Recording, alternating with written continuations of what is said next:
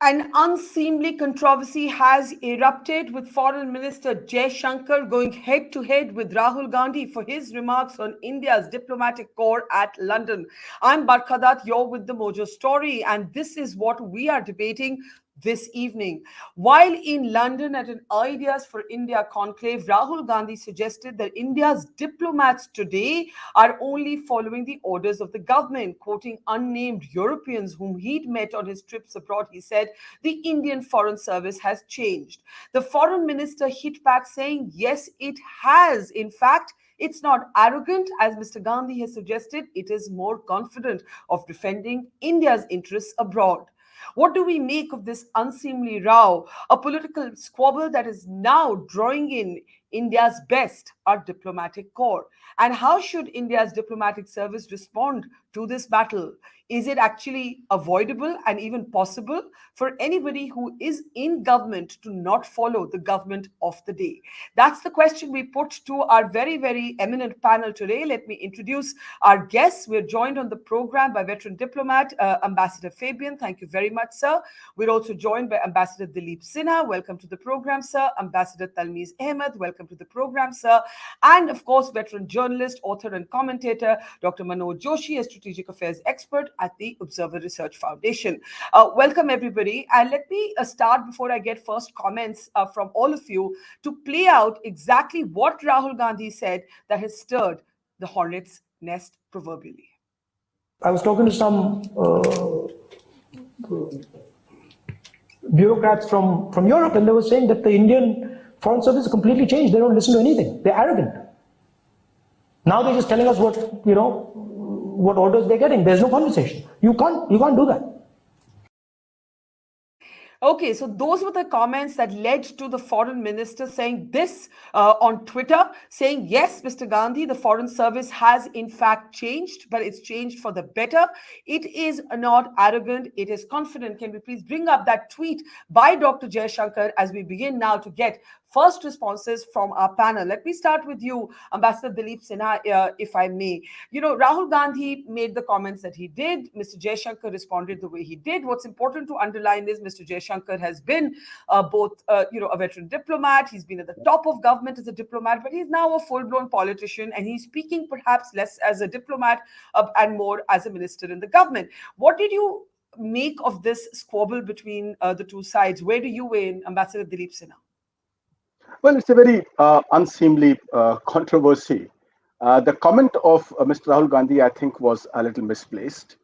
I don't understand why he should be quoting European bureaucrats and the views of European bureaucrats about Indian diplomats, especially at this time when India has taken a particular stand on a major world crisis, the Ukraine war, which is not to the liking of the European diplomats and European bureaucrats.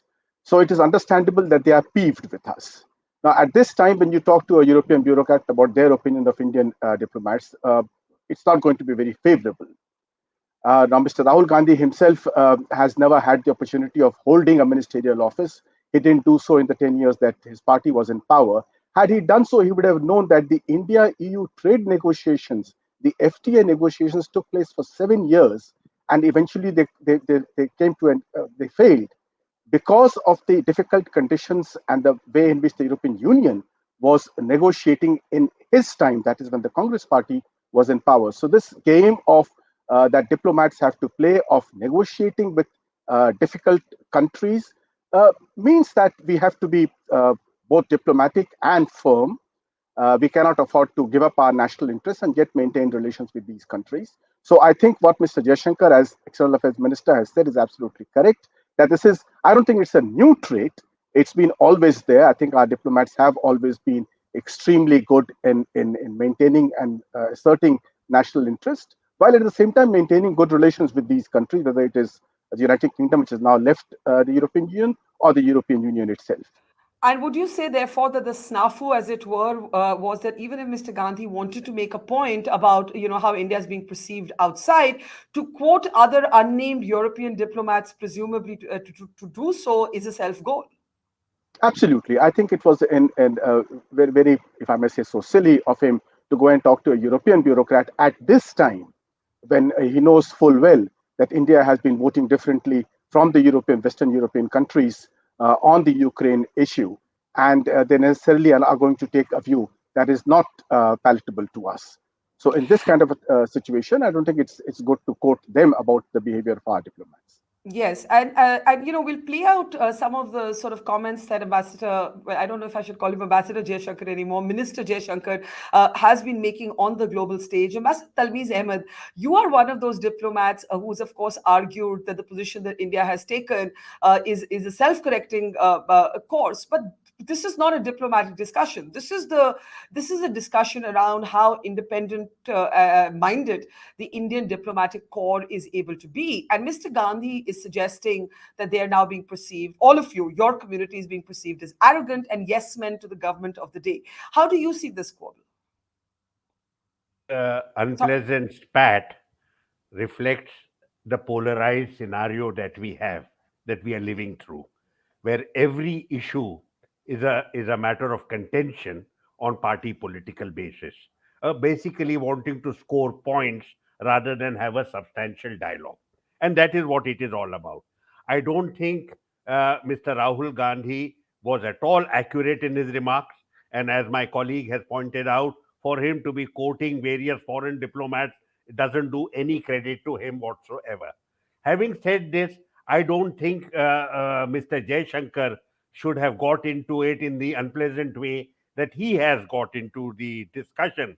It's called defending the national interest. It has changed, defending the national interest. With all respect to the minister, Indian diplomats have been defending the national interest ever since we got independence, and we are continuing to do so. It's not something new. I mean, our national history and our diplomatic history did not begin in 2014. It has been going on from 1947. So we are fully capable of defending our interests, and we have been doing so very categorically. But for Mr. Rahul Gandhi to have said, Europeans said, oh, they don't listen. I mean, we have all of us interacted with Europeans. We have had fair exchanges of views in the past, and we will continue to do that. We have a fundamental divide as far as worldview is concerned. Let's be very clear. Yeah. European diplomats tend to represent and reflect an old order. We represent a new world order that is emerging and that we are seeking and pursuing very robustly. So, in your opinion, Mr. Gandhi was off the mark, and the minister was off the mark in responding to him and suggesting that the Foreign Service has changed. Basically, I think what both of you are saying is that the core values of the Foreign Service have remained exactly what they have been over the decades. Ambassador Fabian, would you agree? You're the veteran, as it were, in this conversation. You have seen life at the diplomatic corps over many decades. Let's also remind our audience at this time that it was Rahul Gandhi's father, Rajiv Gandhi, who infamously sacked his foreign secretary at a press conference, causing great anger within the diplomatic corps. We all remember that time. Ambassador Fabian, your comments on this spat? Well, let me say that the bottom line is, and it has a couple of parts. One, as Ambassador Talmiz said, we in India have become very contagiously controversial. That is, we jump at every opportunity to have a controversy. That's point number one. Point number two is that I wish Rahul Gandhi had chosen his words more carefully. Point number three is that the West has been trying to bully us in public and in private in order to change our stand on Ukraine. Now, the West has not so far succeeded, and therefore they have shown their resentment. But the last point I want to make is that we have to look at the big picture. Globally, classical diplomacy is fading, and the so-called, I repeat the word, so-called public diplomacy has taken its place. It's a cancerous thing. It is not at all good. Look at Biden calling Putin a killer, a pariah. So globally, there has been severe decline in diplomatic standards. And I'm afraid we are not, what shall I say, we are not immune to it as a people. Yeah. And what did you think, Ambassador Fabian, before I get Manoj in, of the foreign minister's response? Because he has, of course, his own history as a diplomat, but he is today a politician. Uh, Let me say that I agree with Ambassador Talmiz, Ahmad, that we diplomats have always defended India's national interest. And to say that it's only the current generation who are doing it and that the previous generation did not do it, well, to put it mildly, is not necessary. Okay, Manoj, let's bring you in. I think in both cases, both Rahul Gandhi and Jaishankar's comments actually need to be contextualized. Rahul Gandhi is obviously trying to make a point as an opposition politician who's critical of the Modi regime, talking about India's image abroad, talking about a culture of what he calls diminishing freedoms. He makes the comment about the IFS in that context. Mr. Jaishankar is making a comment not so much about the diplomatic corps changing under Modi, but talking about a new, more assertive, more confident India as a state. Do you think both men have actually been misunderstood?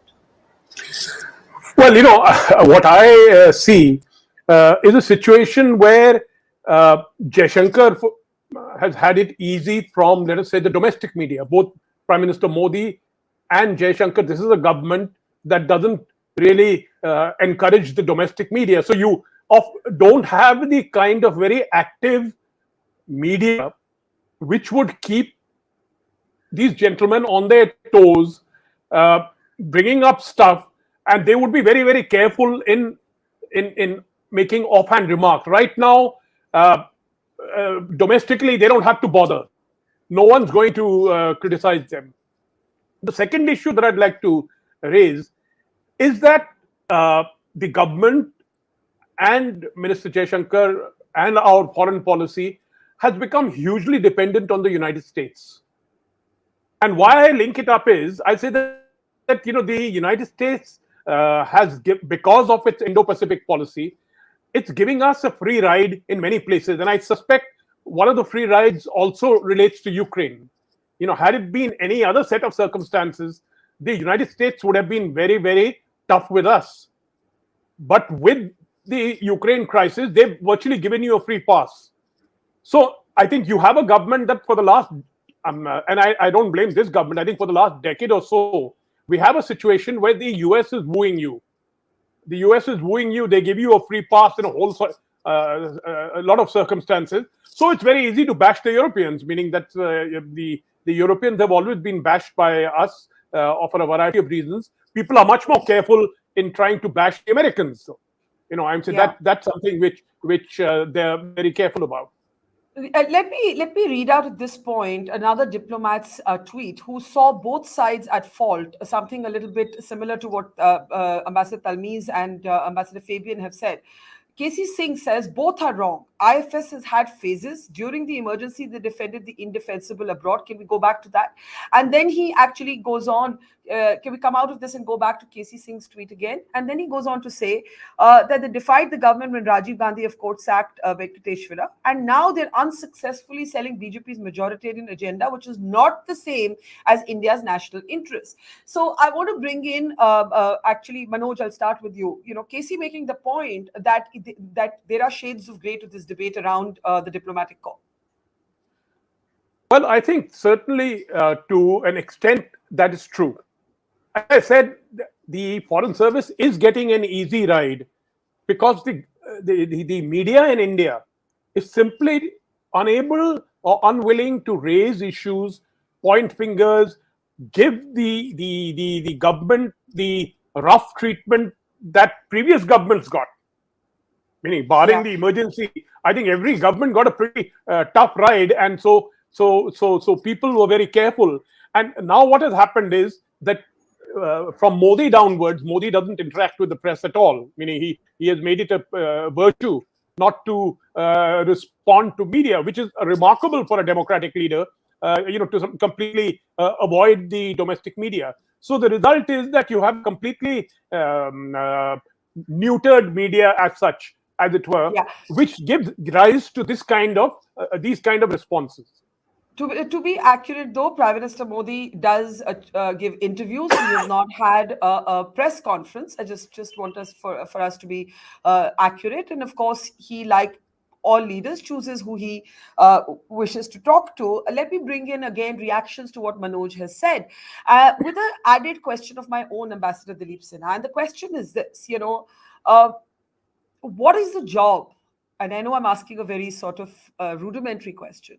What is the job of a diplomat? Is it a job of a diplomat to defend whatever position the government she or he is serving has taken, even if they personally don't agree with it?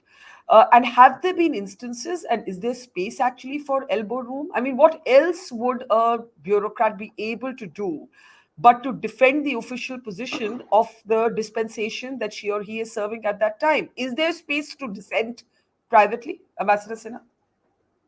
No, I don't think a diplomat has any room for having his holding his personal views here. When he's abroad, he has to defend the national interest, which is as defined by the government of the day.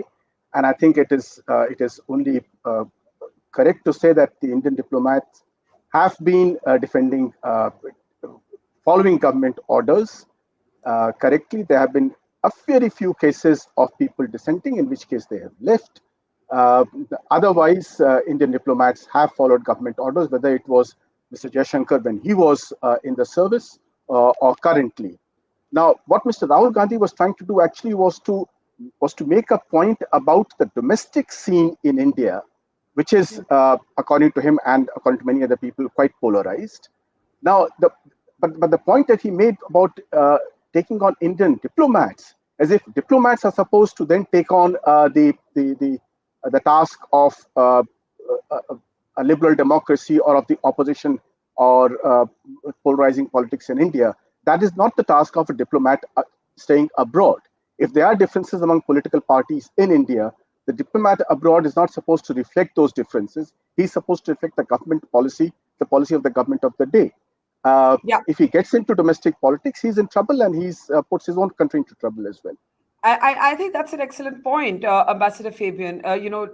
Keeping aside the propensity to be contagiously controversial, as you suggested, what does Rahul Gandhi expect a diplomat to do? To me, it sounds almost as if he is passing on the role that should be that of an effective domestic opposition to the diplomats, saying, hey, diplomats, why don't you speak up? Why don't you protest? But when KC Singh says Indian diplomats are defending the indefensible abroad, what are diplomats meant to do, even if they privately disagree with some government policies? Well, let me put it this way. While it is true that a diplomat should publicly defend government's policy, it is also true, and we seem to be forgetting this, the diplomat has also the responsibility to give good inputs into the formulation of that policy. Okay? And that seems to be being forgotten. Second point is, Rahul Gandhi implied that these days, whether right or wrong, diplomats do not have that opportunity that of giving those inputs, that they are just given orders. Now, going back to the past, let me also tell you, while in service, one has to defend the government's point of view, but one can do it in different ways, even during the emergency. Some of us defended the emergency, but in our own imaginative way. Let me give you another example. When I was in Rome, there were reports of attacks on Christian community, and we all got instructions, we all meaning all ambassadors, from the MHA through MEA, denied those reports. Just say that these are law and order problems. Now, in Rome, if I had said that, they would have laughed at me, because they had their own reporters here. So I convened a press conference and said, look, let us look at India's democracy, how it is handling. You might have seen reports of attacks on Christians. Well, not all reports are correct, but some are correct. But what is more important is, how is India handling it? Well, the Indian media, Indian civil society, and the government of the day, both at the center and the states, have condemned these attacks. They are taking action. That is a self-corrective Indian diplomacy. And Italian media gave the headline, self-corrective Indian diplomacy. Yeah. So, Yeah, so I see what you're saying, that there is room to sort of make a point that is more transparent than not. Ambassador Talmiz Ahmed, does this dovetail with the point that Dr. Manoj Joshi has made, that by and large, the domestic media, he argues, is kind to the government, and because it's kind to the government, diplomats too have it easier than, let's say, they would have earlier? See, there are two issues here. One is about discussing policy in the media, the other is discussing individual diplomats. As far as I can see, by and large, media has not bothered about the performance of individual diplomats. So let's keep that out of the way. Yeah. I agree that I am quite disappointed with the extremely poor coverage of serious foreign policy issues in large sections of our media. Very rarely do we have the kind of incisive writing, the kind of interrogative approach, the kind of questioning that we used to have. And that is a pattern.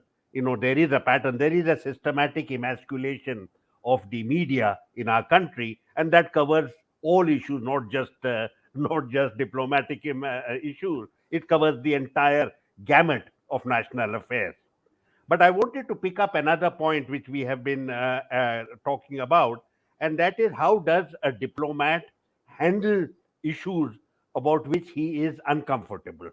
I think that we all have in our service been through such situations. None of us will ever contradict in public the standard position of the government on a particular issue. Having said this, the situation is much more complex than this. We are located abroad precisely to be the eyes and ears of our government in the field. Otherwise, you can get from the internet whatever you want. And the government spends a lot of money upon us. For example, when I was in London, I was the press officer. I had to defend issues that were developing at that time in Jammu and Kashmir. And there was a lot of coverage on that issue in the foreign media. And obviously, my own responsibility was to defend government of India. But wherever I found that the defense was quite inadequate, or it did not do justice to the criticism, I would make that clear to government and say, I'm not going to follow this. I'm not going to do this rubbish, because then I lose credibility. The worst thing that can happen to a diplomat and to a diplomatic mission is to lose credibility. Then they don't come to you, and then you Yeah. lose the channel that you need. So there is a lot of scope available for diplomats to be able to have a dialogue with their ministry and convey the point of view. Now, when it comes to talking to the local government about very, very unpleasant issues like communal riots, I was in Saudi Arabia when we had the post Godra riot, and I called on the Saudi interior minister and I explained to him what had happened. Sometimes we get instructions from government, clarification, background. Sometimes we don't. Yeah. And so I went across, and the minister was very accommodative, and he said, "We have complete faith in India. We know that you are committed to a multicultural order. We know that Muslims are safe in your country. We look at these events as aberrations, and we have full confidence in the government of India taking corrective action." And I Yeah. reported this to government. So I think I, we are able to do a lot of work on behalf of our government without having to do. None of us, the people in front of you, have ever lied to a foreign government. We and have therefore, ways in which we can convey. therefore, Manoj, my question to you would be that even if you say that, the government and therefore the diplomatic corps by extension gets an easy ride from the media, how does Rahul Gandhi, buttress or bolster his argument by quoting Europeans, that too while he's abroad? It also goes against the sort of covenant that you do not talk about your country outside of India. Maybe that's old fashioned, maybe in the age of the internet and the globalized world, that means very little. But that used to be something that everybody used to follow once upon a time. The Americans, for example, believe very strongly in it. No, I think you're right, because the point is that when you're abroad, or let's say you're speaking on a platform abroad, uh, someone like me who has been a professional critic of the government, meaning all my career I have attacked the government, whichever government it was, irrelevant. But you have to be conscious that when you are on a platform in another country, you see, some amount of restraint has to be there. Meaning, you simply cannot shoot off as though you're shooting off in the debate within your country. And I think, especially using the examples of the European diplomats, I think there was some issue with regard to a Netherlands diplomat, I think, who was swatted down by one of the diplomatic one of the IFS officers. So I think some of these the European complaints, I'm not particularly I wouldn't take them very seriously. But you're right that every Indian, especially if you have a certain standing, and you can be into situations where people will quote you, say, hey, see this guy, this is what he said. Meaning, I've had occasion recently to be very careful about certain Turkish channels. And the reason is that I actually got a call, from someone in our mission in Ankara, saying that you probably don't, and it was a very, I think that's the way this thing ought to be done. That he said that you probably don't realize it, that many of the channels here basically amplify the Pakistani point of view. So you need to be aware of that. I wasn't aware. Yeah, and I've been in a similar situation quite often, and then took a principled position that I wouldn't talk about the government or politics when I'm traveling abroad. And we're journalists, so of course diplomats are completely confined and defined by their roles. Ambassador Sinha, last question to you: has the Foreign Service changed? No, I don't think the Foreign Service has changed. The Foreign Service has always been a very disciplined service, and it will continue to be a disciplined service. But I think our diplomats have a very difficult task cut out for them, and that's largely because unlike Western diplomats, Indian diplomats are constantly required to defend India and its position, because whether it is Indian media or it is Indian politicians, when they go abroad or they are at India, it is always India that is being discussed. I don't think our Indian media ever puts the foreign diplomat, when he comes to India, on the mat for their policies. So whether it is British policies or European policies of racism, of human rights, or American policies of the gun lobby, I don't think the American president has ever been asked a question on the gun lobby in America. And that's because our politicians, when they go abroad, they talk about India. But when foreign politicians come to India, they talk about India.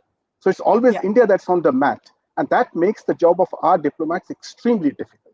And by contrast, I have observed that traveling foreign correspondents with these diplomats actually only ever ask about, domestic politics as it relates to their countries back home. So I think maybe the real story of this is not the Indian Foreign Service, but the state of the Indian media. But that's a discussion for another time. Thank you very much, Ambassadors Fabian, Ahmad, and Sinha, and to Dr. Joshi. Pleasure as always. Thank you very much, and see you soon. Goodbye. It's great to see you here. Thank you for watching our work. If you haven't subscribed yet, don't forget to click the bell icon and subscribe to Mojo Story and support independent, robust journalism.